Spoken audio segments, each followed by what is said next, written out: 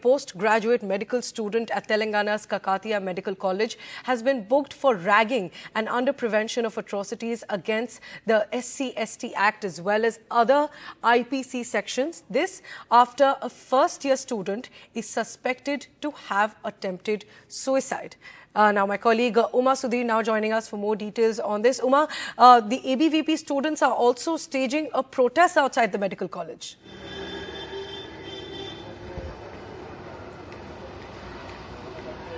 Yes, indeed. What has happened is that on Wednesday morning, Dharawat Preeti was found unconscious in her room after doing night duty at MGM hospital at Warangal, which is the government hospital at Warangal, and subsequently it was suspected that she had either collapsed or she had injected some substance that had led to her condition. What we were told is that she was not even breathing. Her heart had almost stopped, and that's when they had given her CPR, cardiopulmonary resuscitation, and she was shifted to the NIMS hospital at Hyderabad, where she is said to be in a critical state, and in fact she's been put on ventilator, they said initially, and now they said on an ECMO, as well as her kidneys also not functioning, so they had put her on CRRT as well.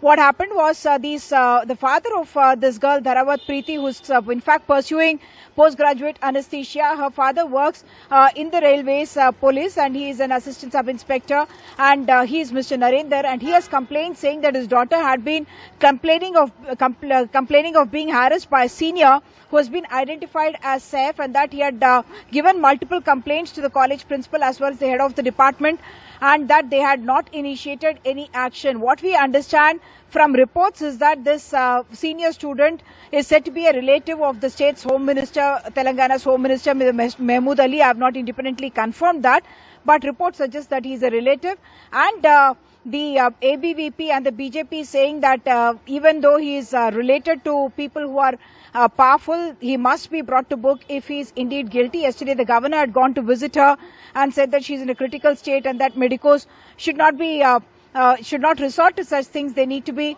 brave as well. What I must point out is one context, that this is a medical student, postgraduate medical student belonging to an SC/ST class. She belongs to the tribal caste, who has attempted to kill herself in this particular case, it appears.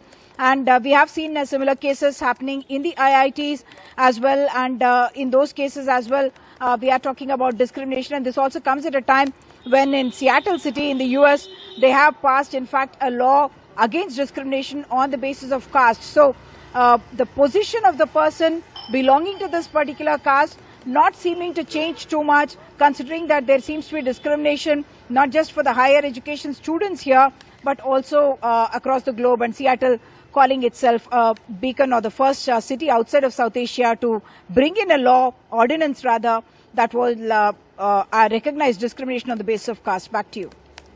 Right, Uma, thanks very much for joining us with those details. And Uma, do stay on with us for the next big story as well.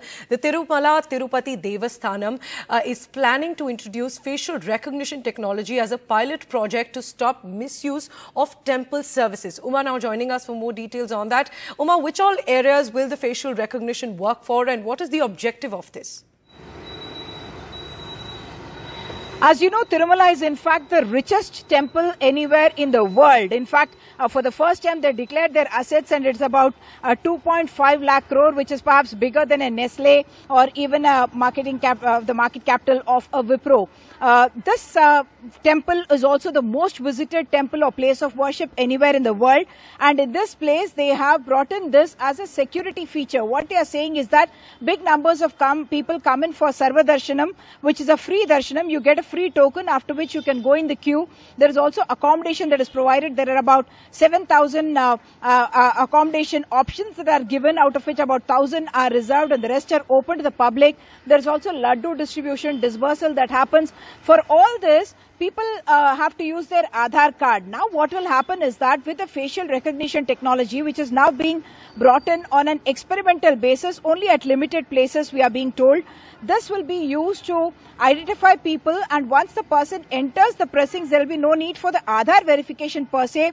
There are an estimated 3,000 cameras within the temple complex itself, and they will be able to track where that person goes. So in a sense, coming into the digital fencing of the Tirumala complex itself, what it is expected to do is to bring in transparency in the token issual as well as in the accommodation of the premises distribution that is given so that no corruption or misuse happens of these services. Back to you. Of course, Right, this is a Uma, thanks controversial very much. technology.